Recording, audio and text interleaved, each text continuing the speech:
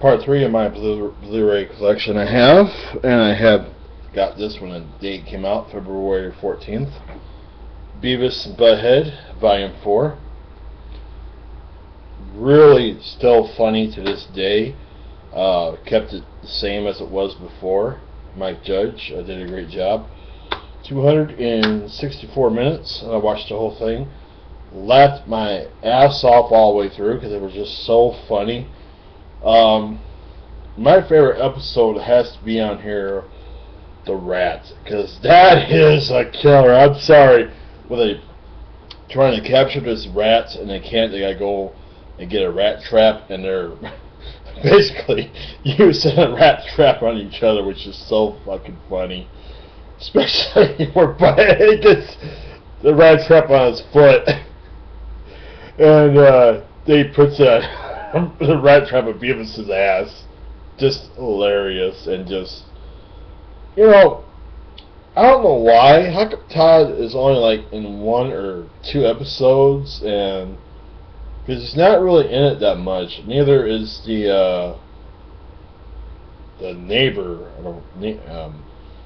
as well. I don't know why, and neither is the principal. But thing is, this is probably my favorite release of Beavis and Butthead ever to come out on Blu-ray and DVD, because it has all the episodes from the new season, and they need to re-put out the older ones and make it a complete set of Beavis and Butthead. That's what I love to see. Every episode from the first season to they're dead would be nice. It's bullshit. I don't know if we're gonna get that or not. That pisses me off though. And I got that at Walmart for $20-something, brand new. The Shining, I got this at a pawn shop 30 minutes away from me for like $8 on Blu-ray. Here it is. I think it's a great movie, great horror classic. Special features, you got commentary by Steady Cam Innovator Operator Garrett Brown and historian John Baxter. Vivian this is a Stanley I can't pronounce the last name, but Vivian Kubrick's documentary, The Making of The Shining, with optional commentary. 3 mesmerizing new featurettes: View from the Overlook, Crafting The Shining, The Visions of Stanley Kubrick and Wendy Carlos, composer, and theatrical trailer. I haven't watched this movie, but I've seen it quite a bit of times, and I really must say it's pretty scary when you see Jack Nicholson with the axe and he says to her, "Here's Johnny." Just creepy as hell. And this whole entire movie is just a fantastic movie, and I enjoyed it a lot. So that's all I'm going to say.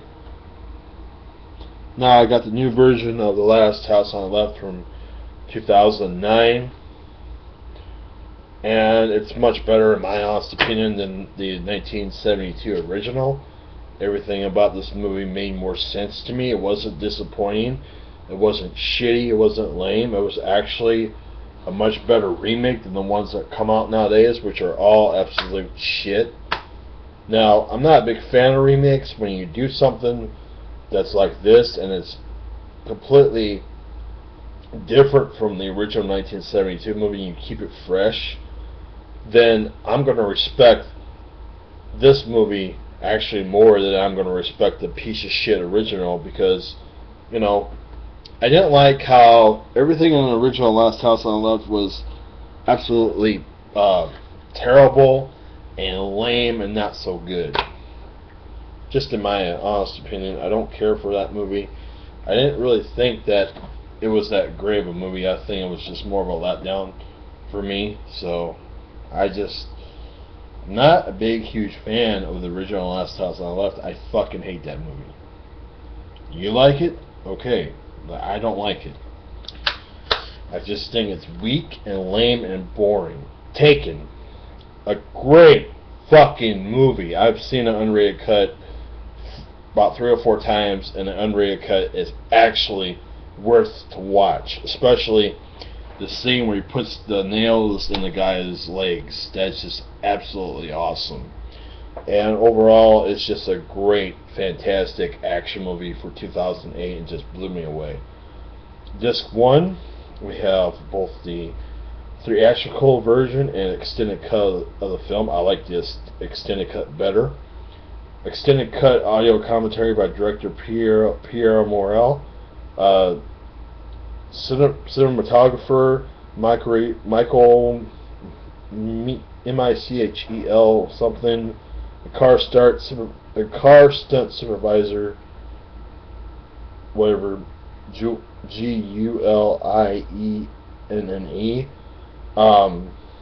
Extended cut audio commentary by co-screenwriter Robert Mark Carmen. The making a featurette, which is 18 minutes, and the premiere featurette is only like 5 or so minutes or whatever. But overall, this is a great movie. Liam Neeson's a badass, doesn't take shit from nobody, and just kills a bunch of bad guys to get his daughter back, and I like that. It's actually an awesome action movie that's done the right way and not lame or not stupid. So, Taken, awesome fucking movie. What more can I say? Then we got the classic 1960s original Psycho. Anthony Perkins does a great job playing the character of Norman Bates. And overall, just a fantastic horror movie that, to me, did not need to be a remake. It should have just been left alone. Should have been like a part 5 or 6 Psycho. Features, you got the making of this movie, the sound, that's the music in this movie, in the Master's Shadow, Hitchcock's legacy, Hitchcock interview, EXCERPTS, I can't pronounce it. Newsreel footage, the release of Psycho, the shower scene storyboards by Sal Bass or whatever, the Psycho archives, posters and Psycho ads, lobby cards, behind the scenes and production photographs, feature commentary with Stephen Rebello, author of Alfred Hitchcock and the Making of Psycho. This to me is a horror classic, and I really enjoy it. The performances of Anthony Perkins and Janet Leigh just are absolutely so perfect in this movie that it's just an enjoyable movie all around. And especially the shower scene and the death of Arbogast, just filmed so well, and the ending I like too. So that's all I'm going to say. I'm not going to say much about these movies. The Blues Brothers. Fantastic movie that came out in 1980. Big hits. Overall, I enjoy it a lot. There's stories behind the making of The Blues Brothers. That's the whole featurette. Transporting the music and remembering John. And you get both versions if you get the Blu Ray. And that's why I got this, because I can watch both the R-rated and the unrated version as much as I want, which is really a nice thing to have. If you are a fan of this movie, you definitely need to get the Blu-ray of this, because it is absolutely just great. The picture quality and sound quality are perfect on this. What more can I really say? Alright. Evil Dead 2, 25th Anniversary Edition. Walmart.com. No, actually, I went to Walmart and I got it for $10 brand new, and it was worth it. You got a brand new featurette.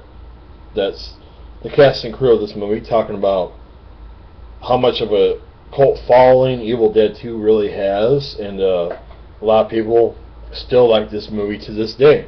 And Bruce Campbell is great as Ash and does a great job. And Sam Raimi this is when he was at his directing best, in my opinion, because he did a much better job directing the Evil Dead movies than the Spider-Man movies.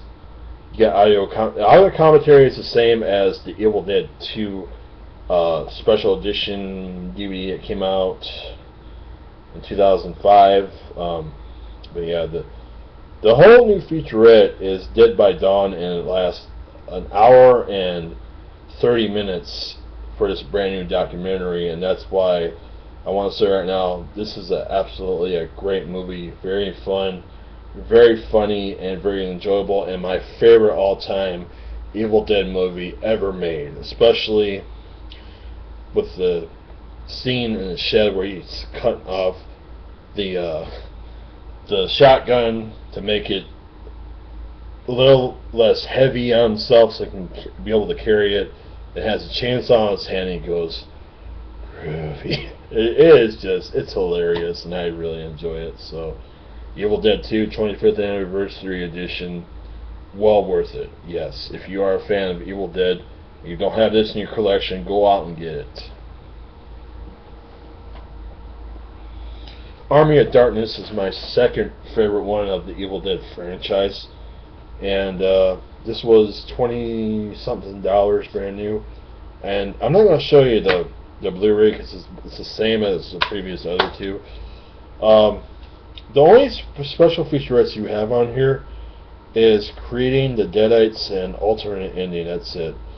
But this is where this movie became from a horror comedy to just a comedy all out, and just became really, really funny and hilarious, and just overall, I like the ending on this movie where he's shooting up the Deadite and just kills the thing, and then the movie ends. I don't like the alternate ending. It's just, the alternate ending is just shit when he just takes the drops and drops of the juice or whatever, and he sleeps too long or something like that. Just was not that good of an alternate ending, in my opinion. I like the S-Smart ending better in this movie. So there you go. The Evil Dead, the original 1979 movie that came out, but it really came out like in '83. Had a long time. Had to wait 4 years before this movie became released in theaters. Yeah. There's no other special features on this thing except for all new audio commentary with writer-director Sam Raimi, producer Robert Tappert, and star Bruce Campbell. No bonus features whatsoever, which really fucking sucks. But overall, I think it's a really well done movie, and I'm going to stick with this version of the Evil Dead than the fucking lame ass piece of shit remake that's gonna fucking suck ass, in my opinion. So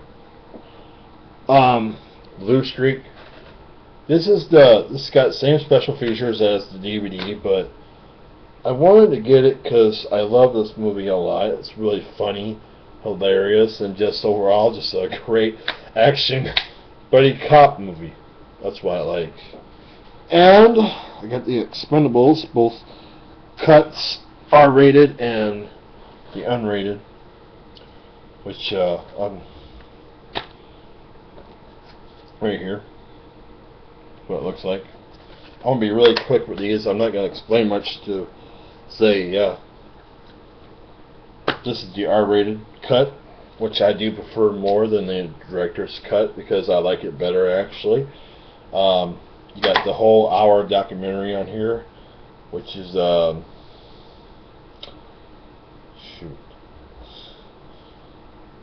Inferno, the making of Expendables documentary, and just I love the Expendables. I think it's totally a great movie, kicks a lot of ass, and my honest opinion, probably my third or fourth favorite action movie of all time. Just overall incredible movie and a big hit. And I might get Expendables 2, I don't know yet, but I like this movie a lot. Everything about The first movie just absolutely just a great, awesome movie. That's all I'm gonna say.